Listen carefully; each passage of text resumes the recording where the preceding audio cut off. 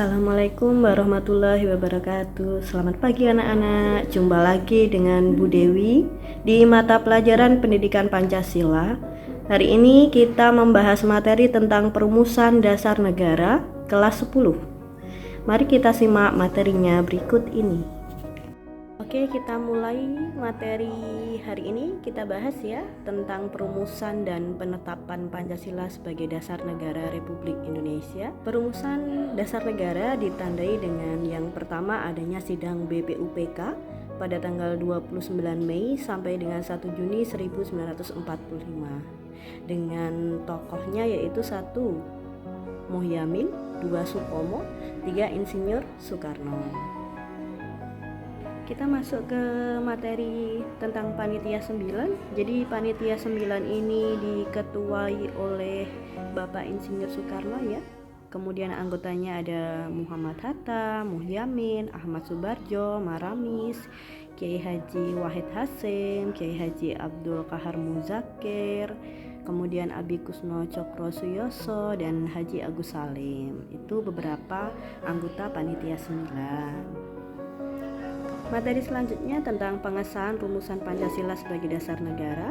Jadi Pancasila itu ditetapkan pada tanggal 18 Agustus. Nah, ini ada sejarah paling menentukan bagi rumusan Pancasila ya. Jadi Pancasila ditetapkan pada tanggal 18 Agustus ya 1945, satu hari setelah Indonesia merdeka seperti itu.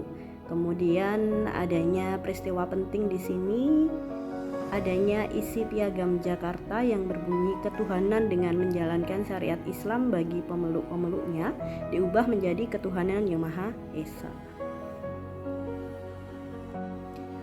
Untuk sumber juridis, historis, sosiologis, dan politis tentang Pancasila sebagai dasar negara, kita simak materinya berikut ini ya.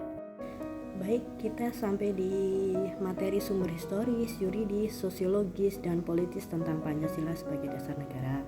Untuk dasar hukumnya, di sini ada pembukaan Undang-Undang Dasar Negara Republik Indonesia tahun 1945. Kemudian ketetapan MPR nomor 18/MPR tahun 1998 dan Undang-Undang nomor 12 tahun 2011. Kemudian ada BPUPK dan PPKI, kemudian ada pokok-pokok moralitas dan haluan kebangsaan kenegaraan menurut alam. Kemudian pasal 1 ayat 2 Undang-Undang Dasar Negara Republik Indonesia tahun 1945, Pancasila menjelma menjadi asas dalam sistem demokrasi konstitusional. Konsekuensinya, Pancasila menjadi landasan etika dalam kehidupan politik bangsa. Baik, untuk pelajaran hari ini kita sampai pada kesimpulan tentang kedudukan Pancasila sebagai dasar negara ya. Kesimpulannya kita simak pada materi berikut ini. Kesimpulan pada materi hari ini tentang perumusan atau kedudukan Pancasila sebagai dasar negara dapat dirinci. Ada 4 rincian. Yang pertama, Pancasila sebagai dasar negara adalah sumber dari segala sumber hukum, sumber tertib hukum yang ada di negara Indonesia.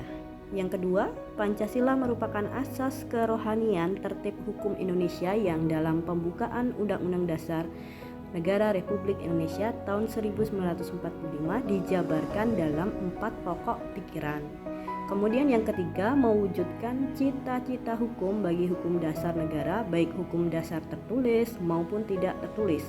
Kemudian yang keempat, Pancasila mengandung norma yang mengharuskan Undang-Undang Dasar Negara Republik Indonesia tahun 1945, mengandung isi yang mewajibkan pemerintah dan penyelenggaraan negara termasuk penyelenggaraan partai.